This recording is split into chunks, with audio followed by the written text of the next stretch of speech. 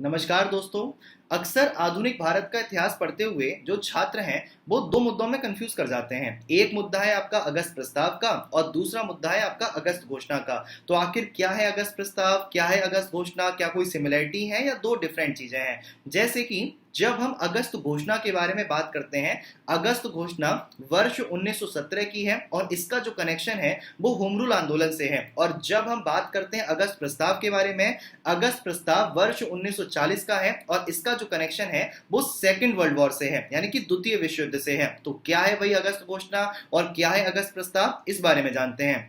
अब जब हम वर्ष 1916 के बारे में बात करते हैं तो वर्ष 1916 का जो दौर था भारत में होम रूल आंदोलन का दौर था। श्रीमती एनी बेसेंट, बाल गंगाधर तिलक के नेतृत्व में भारत में होम रूल आंदोलन बहुत जोरों शोरों से चल रहे थे। तो ऐसे में 20 अगस्त वर्ष 1917 को भारत सचिव मॉन्टेग्यू एक घोषणा करते हैं और उन्होंने उस घोषणा में क्या कहा, उन्होंने उस घोषणा में कहा कि भारत में ब्रिटिश शासन का जो उद्देश्य है भारतीयों की शासन में ज्यादा से ज्यादा भागीदारी को सुनिश्चित करना है और भारत में स्वशासन की संस्थाओं का विकास करना है। तो ऐसे में वो चाहते थे कि होम रूल आंदोलन की काट को प्रस्तुत करें और उनकी घोषणा के बाद एनी बेसेंट का जो आंदोलन है वो कमजोर हो जाता है। यानी कुल मिला के होम रूल आंदोलन में हमको गिरावट देखने को मिलती है।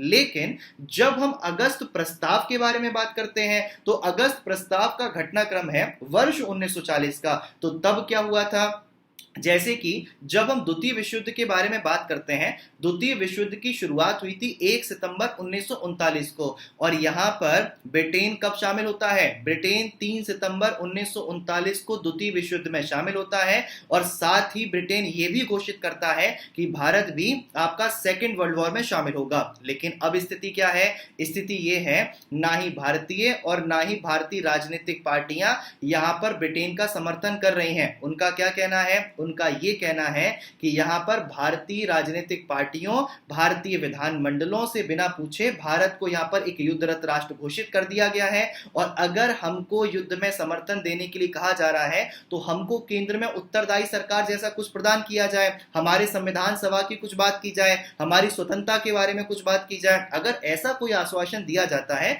तो हम ब्रिटिशर्स का समर्थन करने के बारे में सोच सकते हैं। तो इसी संदर्भ में क्या हुआ, इसी संदर्भ में उस समय के जो गवर्नर जनरल हुआ करते थे लॉर्ड लिनिथगो, वो क्या करते हैं 8 अगस्त वर्ष 1940 को अगस्त प्रस्ताव प्रस्तुत करते हैं जिसमें उन्होंने क्या कहा, जिसमें लॉर्ड लिनिथगो प्रस्ताव में कहते हैं कि यदि यहां पर भारतीय सेकेंड वर्ल्ड वॉर में हमारा समर्थन करेंगे तो हम क्या करेंगे, द्वितीय विश्व युद्ध के बाद एक संविधान निर्माण सभा का गठन किया जाएगा। इसके अलावा अभी तुरंत ही क्या कर दिया जाएगा, वायसराय की कार्यकारिणी परिषद का विस्तार किया जाएगा और उसमें ज्यादा से ज्यादा भारतीयों को शामिल किया जाएगा। इसके अलावा और क्या कहा गया भारत सरकार को सलाह देने के लिए एक युद्ध सलाहकार समिति बनाई जाएगी और इस समिति में ज्यादा से ज्यादा भारतीय मेंबर होंगे।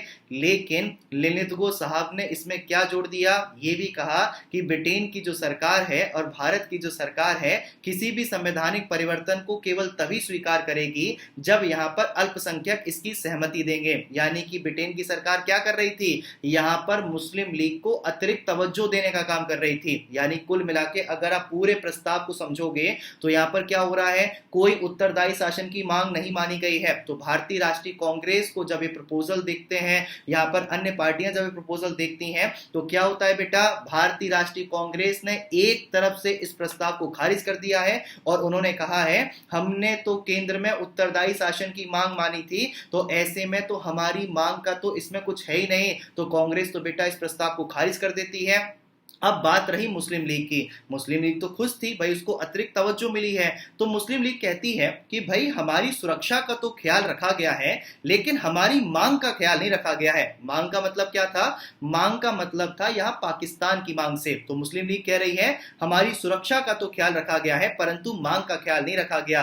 तो इस तरीके से मुस्लिम लीग ने भी इस प्रस्ताव को अपना समर्थन नहीं दिया है। अब आपके दिमाग में सवाल आएगा कि यहां पर आखिर जो ब्रिटिशर्स हैं वो भारतीयों का सेकेंड वर्ल्ड वॉर में समर्थन क्यों चाहते हैं? क्या वो यहाँ पर जो सेना मौजूद है उसको इस्तेमाल करने की अनुमति चाहते हैं? वाकई में ऐसा नहीं है। ब्रिटिशर्स भारत पर शासन कर रहे थे और वो भारत की सेना का भरपूर इस्तेमाल कर रहे थे, लेकिन समस्या क्या है? भारतीय अभी पूरी मनोदशा के साथ उनके साथ नहीं है और ब्रिटिशर चाहते हैं उस सेना का सर्वोत्तम तरीके से इस्तेमाल किया जा सके, और सर्वोत्तम तरीके से तब इस्तेमाल होगा जब भारतीय इस युद्ध में उनका समर्थन करेंगे, यानी कि ज्यादा से ज्यादा भारतीय जो हैं आपकी सेना में भर्ती हो, अच्छे मनोवैज्ञानिक तरीके से वो युद्ध में उनके साथ पार्टिसिपेट करें और जाकर जो है जंग में हिस्सा लेके। लेकिन पर कुल मिला के हुआ क्या है? कुल मिला के यहाँ पर भारतीय राष्ट्रीय कांग्रेस ने यहाँ पर ब्रिटिशर्स को सहयोग देने से मना कर दिया है। तो इस तरीके से अगस्त प्रस्ताव जो है आपका फेल कर जाता है। धन्यवाद, थैंक यू सो मच।